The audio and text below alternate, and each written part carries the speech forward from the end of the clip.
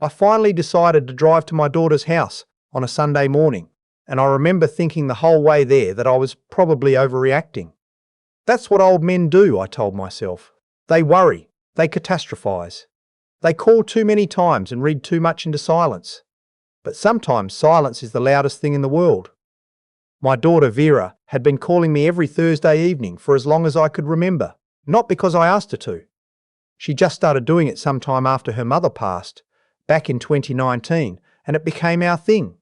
7 o'clock, give or take 10 minutes, and my phone would ring.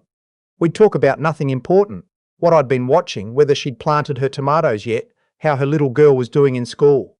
Small talk, but it was our small talk, and it kept me tethered to something I couldn't name. She missed the first Thursday, and I wasn't worried. People get busy. Her daughter, my granddaughter Piper, had just started 3rd grade, and Vera had mentioned the school's open house was that week. I figured the evening got away from her. I called Friday morning and left a voicemail, cheerful short. Just checking in, sweetheart. Call when you get a chance. She didn't call back. By Saturday, I was starting to feel that particular unease that fathers know better than to ignore. I tried her cell twice. I tried the landline she still kept, the one her mother had always insisted on having. Nothing. I called her workplace Monday morning. She managed the billing office at a physical therapy clinic about 12 miles from her house. And the woman who answered told me Vera hadn't been in since Wednesday. I sat with that information for a long moment after I hung up the phone. Today was Monday. That was 5 days. 5 days and nobody from that office had done a wellness check, hadn't called her emergency contact, which was me. I found out later they assumed she'd had a family emergencies and forgotten to notify HR. Nobody wanted to get involved. I should have gotten in my car that same afternoon. Looking back, I know that every hour I didn't go is something I've had to make peace with. Instead, I called her cell again. Then I called her neighbour, a woman named Opal, who lived 2 doors down and had known Vera since she moved into that neighbourhood 8 years ago. Opal said she hadn't seen Vera's car in the driveway for a few days, but hadn't thought much of it. Said she'd assumed Vera had taken Piper somewhere for a long weekend. That word hit me wrong. Opal hadn't seen Piper either. I was in my car by 7 the next morning, Tuesday, heading south on Route 9 toward Claremont. It's a 2-hour drive from where I live up in Marfield. My son-in-law, Vera's husband, a man named Cutter. That was his last name, what everyone called him. His given name was Douglas, but nobody used it. He'd moved out of that house about 8 months prior. He and Vera had been separated, working through a divorce that had apparently become complicated in the way divorces involving money always do. Vera hadn't told me all of it. She had a way of protecting me from the hard parts, always had ever since her mother got sick. She didn't want me to worry. I parked in front of the house and sat in the car for a minute. The yard looked fine. The porch light was off, which was normal for daytime. There were no newspapers piled up, no obvious signs. But Vera's SUV wasn't in the driveway, and the curtains in the front window were drawn, which wasn't like her. Vera loved natural light. Her mother had been the same way. Open curtains, open windows whenever the weather allowed. I knocked. I waited. I knocked again. I had a key. I'd had one for years, the same key she'd handed me when she first bought the place, saying, "In case of emergency, Dad." I stood on that porch and I thought about whether this counted. Then I thought about Piper, and I put the key in the lock. The house was quiet in the way that empty houses are quiet. No television running in the background, no music, no sounds of movement upstairs. The kitchen looked undisturbed. There were dishes in the drying rack, clean like someone had washed them and left them to air dry, and then never put them away. I touched the coffee pot. Cold. I was moving through the living room toward the stairs when I heard it. A smalls. So small, I almost talked myself out of having heard it at all. A kind of shifting. A creak like weight redistributing. It was coming from upstairs. I stood still and listened. It came again. I took the stairs slowly. The sound was coming from behind the closed door of Vera's bedroom. I opened it, and the room was empty. The bed made neatly, nothing out of place. I stood in the doorway and listened again, and this time I tracked the sound to the closet, the bifold closet doors on the far side of the room. I crossed the room and stood in front of those doors, and I said quietly, "Is someone in there?" Silence. Then, "Grandpa?" The voice was so small, so hoarse and papery, that for a second my brain couldn't process it. I had the doors open before I'd even consciously decided to move. Piper was sitting on the floor of that closet between a laundry basket and a row of Vera's hanging dresses. She was curled up on her side on a folded blanket, wearing the same clothes she'd apparently been wearing for days. A purple t-shirt with a horse on it, jeans with a grass stain on the knee. She was holding a stuffed rabbit with one ear, a toy she'd had since she was 2. She was looking up at me with eyes that were dry and huge and something in them that was older than any 7-year-old's eyes should ever be. "Hi, Grandpa," she said, like she'd been waiting, like she'd known I was coming and had just needed to be patient. I got down on my knees on that floor and I held her, and I could feel how thin she felt, how small, and I said her name over and over and I told her she was safe. I wasn't sure if it was true yet. I told her anyway, when I got her downstairs and gave her water. Then some crackers I found in the cabinet. She told me between small careful bites that she'd been in the closet since Thursday. She wasn't sure. She didn't have a watch and her tablet had died sometime on Friday, she thought. She'd had water from a water bottle she kept by her bed. For food she'd had a granola bar and some of the crackers she'd taken up to Vera's room herself after the first night, when she realised she needed something and nobody was coming. 7 years old, and she'd rationed crackers in a closet for 4 days. She told me Mommy had told her to hide. I asked her when. She said Thursday morning early before school. She said a man had come to the house. She'd heard her mother's voice first, surprised then scared, and Vera had come to Piper's room and gotten down on the floor with her, face to face, the way Vera did when she was being serious. And she'd said, "Baby, I need you to go to Grandma's closet and be very quiet and not come out, no matter what. I'll come get you. I promise." Piper had done exactly what her mother told her. She'd heard voices downstairs. Then she'd heard a door. Then nothing. She'd waited. I called 911 from Vera's kitchen, with Piper sitting next to me on the counter eating crackers. And I kept one hand on her the whole time I was on the phone. The dispatcher asked me what my emergency was, and I said my daughter was missing, and my granddaughter had been alone in the house for days, and I could hear my own voice doing something strange, some kind of controlled shake, the voice of a man trying very hard to hold a shape. 2 patrol cars arrived within 8 minutes. Then, a detective. Then, about 40 minutes after that, a woman from Child Protective Services who was kind and careful with Piper in a way I was grateful for. The detective's name was Alcott. Middle-aged, steady, the kind of man who asks questions in a flat voice, not because he doesn't care, but because he's learned that flat gets more answers than urgent. He walked me through everything, while Piper ate a bowl of cereal one of the officers had found and made for her. I told him about the missed calls, about the office, about Vera's car being gone. He wrote it all down and asked me about Cutter. I told him about the separation. 8 months. Vera had filed in January. The divorce proceedings had stalled over the house. They'd bought it together, both names on the deed, and Cutter had been resisting the settlement offer. He had a lawyer, Vera had a lawyer, and the last time Vera had mentioned it to me she'd sounded tired in a bone-deep way. She said Cutter had gotten angry at a mediation session and walked out. That was about 3 weeks ago. Alcott asked if I knew where Cutter was living. I gave him the name of the town. Vera had mentioned it once, about 30 minutes away. The detective left and came back 2 hours later.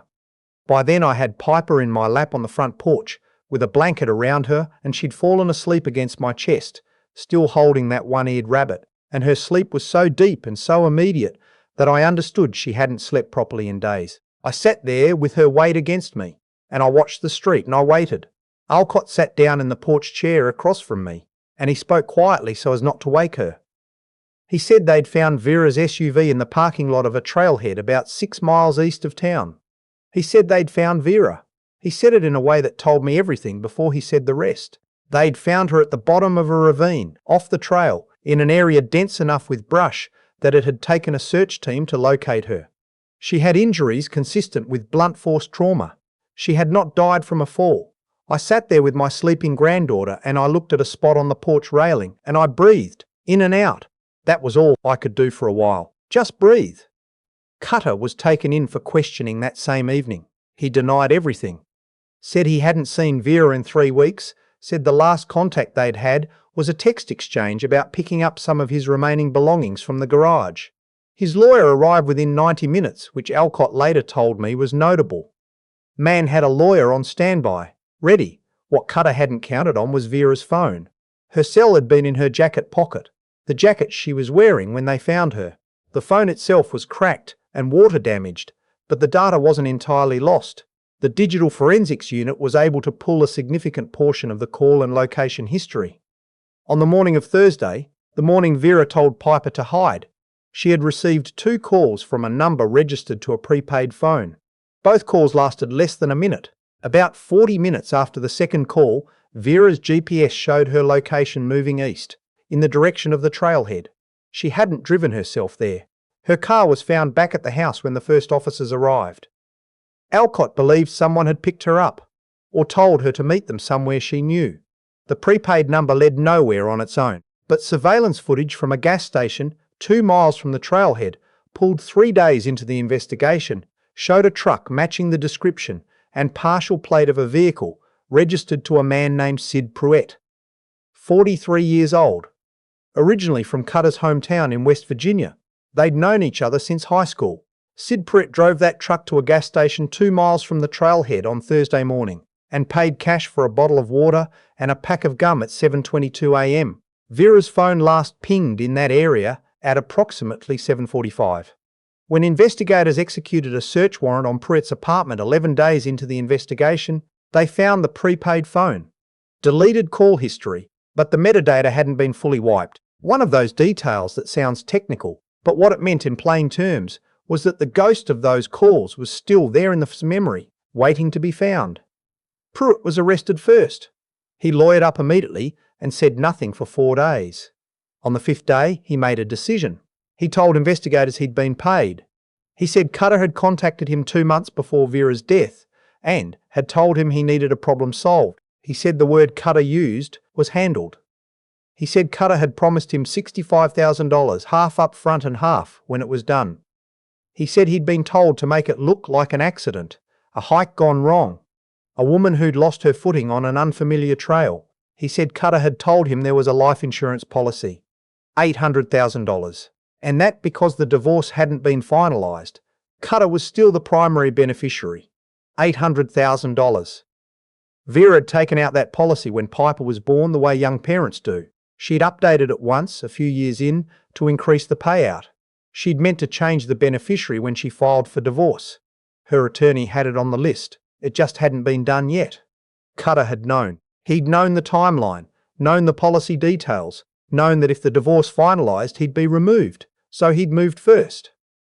I think about that a lot, the calculation of it. The fact that somewhere in the middle of their marriage, while Vera was raising his daughter and managing a household and working a full-time job, he'd looked at her and seen a dollar amount. I don't have words for what that is. I have some words for what I felt when I understood it, but I'm not going to put them here. Cutter was arrested 21 days after Vera's body was found. He posted bail, and I spent the next 4 months in a state of controlled dread, living with Piper at my house in Marfield, getting her to school every morning, making her lunches, sitting with her at the kitchen table while she did homework, letting her talk about her mother when she wanted to and not pushing her when she didn't.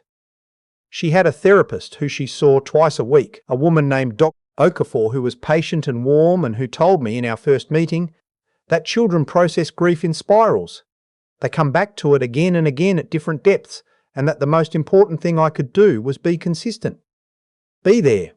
Same place, same face, every time she came around to it. I can do that, I told her. So I did. The trial began the following spring. Prosecutors charged Cutter with first-degree murder and conspiracy. Pruitt, who had taken a plea deal in exchange for his testimony, was charged separately with murder in the second degree and faced a minimum of 25 years. I sat in that courtroom for 11 days. Cutter's defence team tried several angles. They questioned Pruitt's credibility as a witness, which was fair. He was a man who'd admitted to killing someone for money, and his word alone wouldn't have been enough. But his word wasn't alone. It was backed by the phone metadata, the gas station footage, the financial records showing 2 cash withdrawals from Cutter's personal account, totaling $32,000 in the 2 months before Vera died, and a text message recovered from Cutter's deleted history in which he'd told Pruitt, "It needs to happen before March. After March, it doesn't matter anymore." March was when the divorce was scheduled to be finalised. The jury deliberated for 8 hours across 2 days. I sat in a hallway with a cup of coffee that went cold, And I thought about Vera at 7 years old, the same age Piper was now, riding her bike down the driveway too fast, and skinning both knees and not crying until she thought no one was watching. I thought about her standing at the back of the church at her mother's funeral, holding herself very straight, the way she always held herself when she was trying to be strong for somebody else. I thought about the way she'd said, "In case of emergency, Dad," when she handed me that key, and how she'd smiled when she said it like it was a small joke and not something that would matter.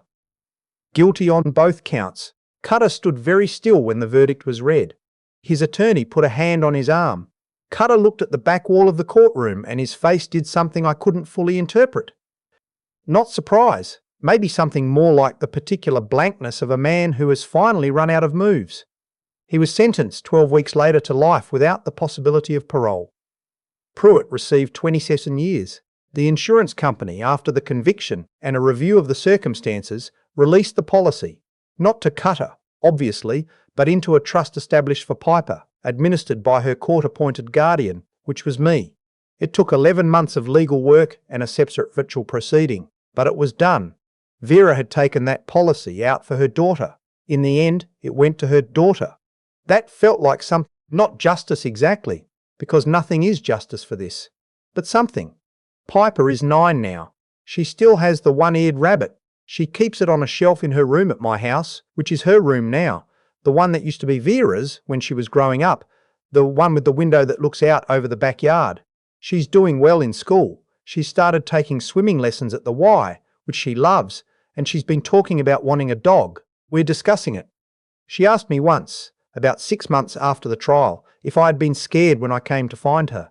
We were in the car, headed to the grocery store, and she asked it out of nowhere the way kids do.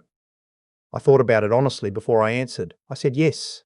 I told her I'd been scared the whole drive down, but I told her I'd also been sure, in some way I couldn't explain, that I needed to go.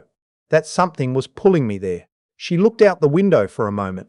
Then she said, "I knew you'd come." She said it simply, without drama, the way she said most things, like it was just a fact. I had to look at the road for a while after that, just keep my eyes on the road and breathe. She's the bravest person I know. She's 7, she's 9, and she is the bravest person I have ever known. I told her mother I'd take care of her, not out loud, not in any formal way, but in the way you make promises to people who are gone, quietly in the dark. When there's nobody there to hear it but you, I'm keeping it.